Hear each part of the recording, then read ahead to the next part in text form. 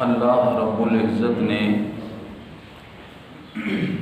اپنے عظیم کلام میں یہ ارشاد فرمایا،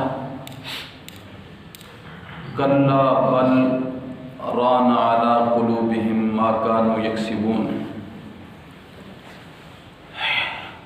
دلوں کا زنگ بڑی سخت چیز ہے۔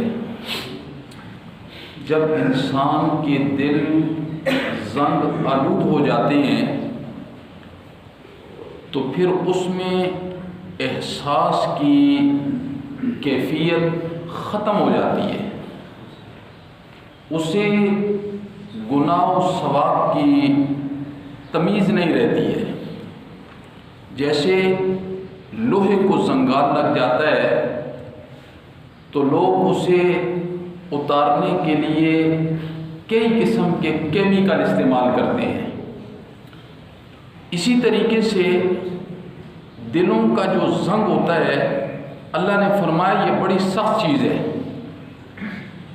اس لیے سخت چیز ہے کہ ایمان کا جو دار و مدار ہے وہ دل کے ٹکڑے پر ہے۔ اگر یہ دل کا ٹکڑا درست ہے تو ایمان درست ہے، اگر دل کا ٹکڑا زنگ آلود ہو چکا ہے تو ایمان بھی زنگ آلود ہو جائے گا۔ پچھلے کئی ایام سے میں صرف دل کے متعلق گفتگو کر رہا ہوں۔ ایک سبب یہ ہے دل کو نرم کرنے کا، وہ کیا ہے؟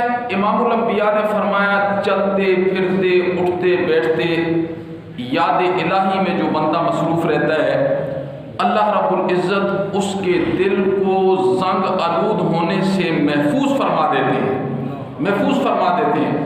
مثلا قرآن مجید میں جب اللہ رب العزت نے سورہ یوسف کے اندر حضرت یوسف علیہ السلام کا تذکرہ اللہ نے فرمایا انک الیوم لدینا مکین امین، انک الیوم، میرے یوسف آج کے دن ہمارے سامنے آپ بڑے باعزت ہیں اور بڑے امین ہیں۔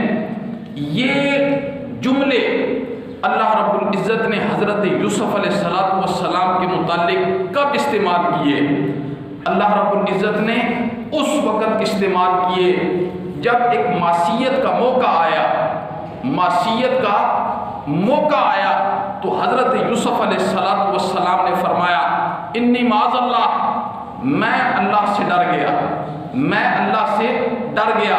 اللہ نے فرمایا میرے پیغمبر، ایک معصیت کا موقع تھا اور آج تجھ پر مصیبت کا موقع آ گیا، جیل کی تنگ و تاریک کوٹھریوں کے اندر تجھ پر مصیبت کا موقع آ گیا، نہ تیرا جاننے والا کوئی ہے نہ تیری برادری کا کوئی ہے، تو دیار غیر کے اندر پڑا ہوا ہے۔ پھر آج ہمارا بھی کمال دیکھنا، آج ہم تجھے جیل کی تنگ و تاریک کوٹھریوں سے نکال کر مصر کے تخت پر کیسے بٹھا دیتے ہیں، آج ہمارا کمال بھی تو دیکھنا۔ اللہ کہنا یہ چاہتے ہیں میرے بندو، معصیت میں تم مجھے یاد کرو گے، مصیبت میں میں تمہیں یاد کروں گا، راحت میں تم مجھے یاد کرو گے، زحمت میں میں تمہیں یاد کروں گا۔ بنی اسرائیل کی ایک خاتون کا واقعہ کتابوں میں لکھا ہے اور بڑا عجیب واقعہ لکھا یہ کہ بنی اسرائیل کی ایک خاتون ہے، اپنے شیر خوار بچے کو اپنے سینے کے ساتھ لگا کے سفر کر رہی ہے، اور سفر ویرانے کا ہے، جنگلات ہے، اکیلی ہے، صنف نازک ہے۔ کہتی ہے میں جا رہی تھی تو بھیڑیا جب آیا اس نے مجھے دھکا دیا، وہ شیر خوار بچہ مجھ سے نیچے گر گیا، بھیڑیے نے میرے بچے کو منہ کے اندر اٹھایا اور میرے سامنے میرے لخت جگر کو لے کے بھاگنے لگا۔ میرے دل سے ایک آہ نکلی، ایک اللہ کے سامنے ایک آہ نکلی۔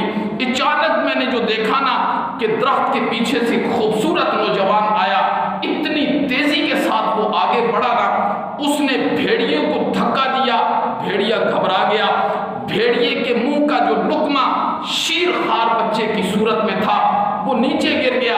اس نوجوان نے اس بچے کو اٹھایا اور خاتون کے حوالے کر دیا۔ خاتون نے پوچھا نوجوان کون ہو، کہاں سے آئے ہو؟ اس نے کہا بی بی میں اللہ کا فرشتہ ہوں۔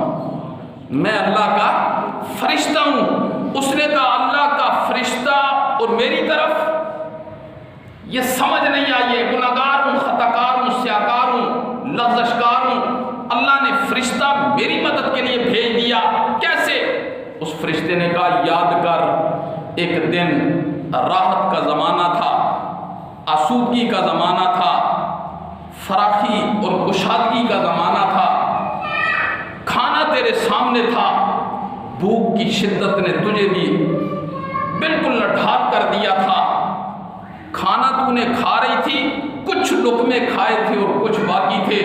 दरवाजे पर एक साइल आ गया, साइल जो आया ना तो आसमान की तरफ देखते हुए तूने कहा मौला भूख तो बड़ी है, पर इस साइल को मैं आज अपने मुंह का लुक़मा दे रही हूँ, माज़ तेरी रज़ा के लिए, तेरे खौफ के लिए। अल्लाह ने, उस फरिश्ते ने कहने लगा अल्लाह ने मुझे ये कह कर भेजा है कि अपने मुंह का लुक़मा एक दिन साइल को दिया था, आज हमने भेड़िए के मुंह का लुक़मा तुझे वापस लौटा दिया है, तुझे वापस लौटा दिया है। मासियत में याद करोगे, मुसीबत में याद करूँगा, आसूदा हालत में याद करोगे, सेहत की हालत में याद करोगे, मालदारी की हालत में याद करोगे, फिर मुसीबत आन पड़ने पर मैं तुम्हें याद करूँगा। ये तो मोहब्बत के तकाज़े हैं, ये तो मोहब्बत के तकाज़े हैं। अल्लाह कहते हैं मुसीबत में याद करो, मुसीबत में याद करो, फिर मैं राहत में तुम्हें याद करूँगा। जी, तुम्हारी मुसीबतों में, फिर खुशहाली में मैं तुम्हें नहीं भूलूंगा, खुशहाली में याद करोगे, मुसीबत में तुम्हें नहीं भूलूंगा। अल्लाह ने फरमाया मेरी इबादत में लग जाओगे, लोगों के दिल में तुम्हारी मोहब्बत डाल के रख दूंगा, मोहब्बत डाल। अल्लाह ने फरमाया मुझे मिटाने की कोशिश करोगे, तुम्हें मिटा के रख दूंगा, तुम्हें मिटा के रख दूंगा। रहमत का तकाजा तो ये है। अल्लाह ने फरमाया इरादा करोगे मेरी तरफ आने का, मेरी रहमत दौड़ के तुम्हें, मेरी रहमत की चादर अपने लपेटे के अंदर तुम्हें ले लेगी। फर्क कितना है? तो दिलों के नरम करने का जो एक जरिया है ना, वो क्या है? अल्लाह का जिक्र।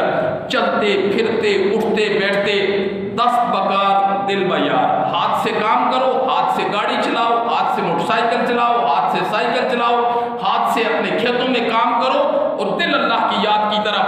सुभान अल्लाह, अल्हम्दुलिल्लाह, अल्लाहु अकबर। आज लोग ये मोबाइल देखने में कितना वक्त ज़ाया कर देते हैं, कितना वक्त ज़ाया कर देते हैं। ज़ाया नहीं करते बल्कि अपने ईमान को और आखिरत को ख़राब करने का ज़रिया बना देते हैं इस मोबाइल को। तो दिलों की पाकीज़गी का और नरमी का दूसरा ज़रिया क्या है? दूसरा ज़रिया क्या है? दिलों को साफ करने का, नर्म करने का जो दूसरा ज़रिया है ना, अल्लाहु अकबर, जिससे इंसान को अल्लाह का कुर्ब हासिल होता है, वो क्या है? कुरान मजीद की तिलावत। क्या है? कुरान मजीद की तिलावत। आज पूरी उम्मत के अंदर देख लें कितने लोगों को ऊपर से सही माना में कुरान पढ़ना आता है, कितने लोग हैं ऊपर से। तिलावत तो बड़ी दूर की बात रह गई। किसी वक्त के अंदर बुजुर्ग लोग तिलावत किया करते थे, हर वक्त दलान में बैठे हैं, बरामदों में बैठे हैं, सैन में बैठे हैं, घरों के अंदर कमरों में बैठे हैं, तकियों पर कुरान रखे हुए हैं। सुबह तिलावत हो रही है, दोपहर को तिलावत हो रही है, शाम को तिलावत हो रही है, अल्लाह का कुरान पढ़ा जा रहा है, कुरान पढ़ा जा रहा है। उन लोगों के दिल बड़े नरम थे, उनमें एहसास था, बड़े छोटे की तमीज़ थी, और दीन की बात जब उनके सामने आती थी ना, वो काम जाया करते थे। हमारे और उनके दरमियान फ़र्क ये है, हमारे सामने जब कुरान की बात आती है, जब पैगंबर की बात आती है, कोई सुन्नत की बात आती है, हमारे सामने कोई कर देता है, हम आग बगोला हो जाते हैं, हमारे अंदर में एक आग उठ जाती है, गुस्से की लहर उठ जाती है कि ये बंदा कौन है मेरी शख्सियत पर, जी मेरी शख्सियत को उछालने वाला। जी किसी ज़माने के अंदर जब किसी के सामने कुरान की बात, हदीस की बात, उसे कोई रास्ता बताता था ना, वो उसका शुक्रिया अदा किया करता था, तेरा बड़ा शुक्र है तूने कुरान और सुन्नत का रास्ता बता दिया है। आज किसी को कुरान और सुन्नत की मत दी जाए ना, उसे गुस्सा आ जाता है, किसने मेरी तौहीन कर दी है। इसलिए मेरे मोहतरम, एक सहाबी कहते हैं, सहाबी क्या कहते हैं, लोगों हर बंदा अल्लाह का कुर्ब हासिल कर सकता है, लेकिन कुर्ब हासिल करने का जो सबसे बड़ा जरिया है ना, वो क्या है? वो अल्लाह का कलाम है, वो अल्लाह का कलाम है। मैं सिर्फ एक मिसाल देता हूँ। अगर यहाँ कोई नात खां आ जाए ना, नात खां, नात पढ़ने वाला, 15 سے 20 لوگوں کی آنکھوں میں آنسو آ جائیں گے. کیا وجہ ہے؟ ایک قاری قرآن رمضان میں مصلی پر قرآن پڑھتا ہے تو لوگوں کی آنکھوں میں آنسو نہیں آتے. کیا بات ہے؟ کیا بات ہے؟ فرق یہ ہے کہ جس کا کلام سن کے آنکھوں میں آنسو آ گئے نا، ابھی تک دل میں محبت بھی اسی مخلوق کی ہے، ابھی تک محبت بھی دل میں اسی مخلوق کی ہے. اسی لیے تو آنکھوں سے آنسو آ گئے نا. جب دل میں خالق کی محبت اتر جائے گی تو پھر آنکھوں سے آنسو بھی آنا شروع ہو جائیں گے. ابھی تک ہماری دلوں کے اندر جو ہے نا وہ مخلوق کی محبت ہے، مخلوق کی محبت ہے، اپنے نفس کی محبت ہے. اللہ نے نہیں فرمایا کچھ لوگ ایسے ہیں جنہوں نے افرائیت من اتخذ الہہ ہواہ، کیا نہیں دیکھا کچھ لوگوں کو اپنی خواہشات کو الہ بنا رکھا ہے. جس طریقے سے مجھے الہ بنانا چاہیے تھا، میں ہر چیز کا خالق ہوں، مالک ہوں، رازق ہوں، تو سب سے محبت جو برتر اور اللہ کا قرب انسان کو حاصل ہو سکتا ہے وہ کس سے حاصل ہو سکتا ہے؟ قرآن مجید سے حاصل ہو سکتا ہے. لیکن آج ہمارے اس ماحول اور معاشرے میں قرآن مجید کے ساتھ کیا رویہ اختیار کیا جاتا ہے؟ آپ میں سے کچھ لوگ ایسے ہیں، آپ میں سے کچھ لوگ ایسے ہیں جنہوں نے ابھی اس زمانے میں کچھ پرانے حالات بھی دیکھے ہیں اور آج نیا دور بھی دیکھ رہے ہیں. اپنے بچپن کی طرف ذرا نظر دوڑائیں. بچپن کے اندر پرانے جو پیچھے سن 80 سے پہلے کے حالات، اس سے بعد کے یا ابھی 2000 کے بعد کے جو حالات ہیں، کچھ ایسے لوگ ہیں جنہوں نے یہ دونوں دور دیکھ لیے، دونوں دور دیکھ لیے. اور جو گزر گئے انہوں نے وہ اپنا دور ہی دیکھا تھا، آج ہم نے وہ دونوں دور دیکھ لیے ہیں. وقت کے اندر کتنی تبدیلی آئی ہے، حالات کے اندر کتنی تبدیلی آئی ہے، لوگوں میں کتنی تبدیلی آ گئی ہے. بالکل اسی طرح آج جو ہمارے سامنے دین پیش کیا جاتا ہے نا، وہ پہلے ایسے تھا، اب وہ ایسے ہو گئے. اب ہم جس ماحول اور معاشرے میں دین پر عمل پیرائیں، اس کی صورتحال بالکل یہی ہے. آج ہم اسی کو دین سمجھتے ہیں جو ہماری خواہشات کے مطابق ہوتا ہے اسے دین سمجھا جاتا ہے. قرآن مجید کی تلاوت تو بڑی دور کی بات رہ گئی ہے. قرآن مجید کو ہاتھ لگائے ہوئے بھی مدتیں گزر جاتی ہیں، مدتیں گزر جاتی ہیں. قرآن مجید کو ہاتھ لگائے ہوئے گھر میں کتنا اونچا رکھا جاتا ہے، بطور برکت کے رکھا جاتا ہے. یہ قرآن کے ساتھ محبت نہیں ہے. آج قرآن اتنی محبت رہ گئی ہے، کوئی مر جاتا ہے تو اجرت پر کچھ لوگوں کو لایا جاتا ہے، اجرت پر لایا جاتا ہے اس نظریے سے کہ مرنے والا بخشا جائے گا. کیسی سوچ شیطان نے دی ہے، کیسی سوچ میرے بھائی. اجرت پر جو قرآن پڑھا جاتا ہے اس کا ثواب میت کو نہیں پہنچتا ہے، اس کا ثواب میت کو نہیں پہنچتا ہے. اجرت پر قرآن پڑھنے والے تو اپنی اجرت کے نظریے سے آئے ہیں، وہ تو اس دیکھ کے نظریے سے آئے ہیں جو باہر پک رہی ہوتی ہے، وہ تو اس لیے آئے ہیں. انہیں کیا اس سے سروکار ہے کہ تمہارا باپ یا تمہاری ماں جنت میں جاتی ہے یا جہنم میں جاتی ہے. ہمیں پتہ ہے جیسے طالب علم اجرت پر قرآن پڑھتے ہیں، ہم ان سیڑھیوں سے گزر کر آئے. تو آج لوگوں کے ذہن کے اندر شیطان نے کیسی ایک چاٹ ڈال دی ہے، اجرت پر قرآن پڑھاؤ تو مردہ بخشا جائے گا. نہیں میرے محترم، آپ پڑھانے والوں کو لائیں نا اور انہیں پانی کا بھی نہ پوچھیں، پانی کا بھی نہ پوچھیں، اور ہفتے کے بعد اسی جگہ چلے جائیں، انہیں کہ قرآن پڑھنے آگے تو پھر ہمارا نام بدل کے رکھ دینا. یہ تو لوگوں کا دھوکہ ہے. آج اس دھوکے کے اندر ساری دنیا پڑ گئی ہے. تو قرآن سے محبت کرنی ہے، اللہ کا قرب حاصل کرنا ہے، تو اس کے لیے قرآن مجید کو سیکھنا پڑے گا. قرآن مجید کے معنی، مفاہیم، قرآن ہم سے کیا مطالبہ کرتا ہے، یہ تو اللہ کا ہر بندے کے نام ایک خط ہے، خط. اور جس نے اس خط کی قدر کر لی اسے اللہ مل گیا، جس نے اس خط کی قدر نہ کی اسے اللہ نہیں، اسے کھلا ملے گا.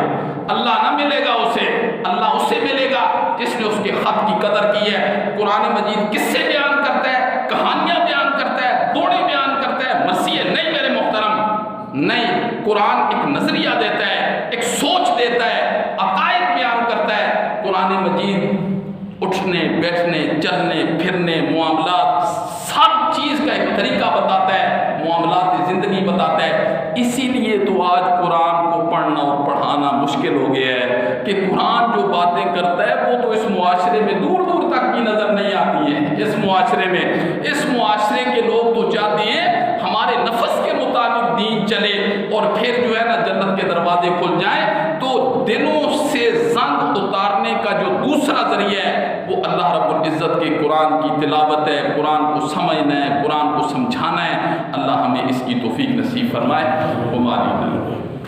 اللہم انت السلام و منک السلام تبارک یا ذا الجلال والاکرام۔ اللہ سب کا بیٹھنا سن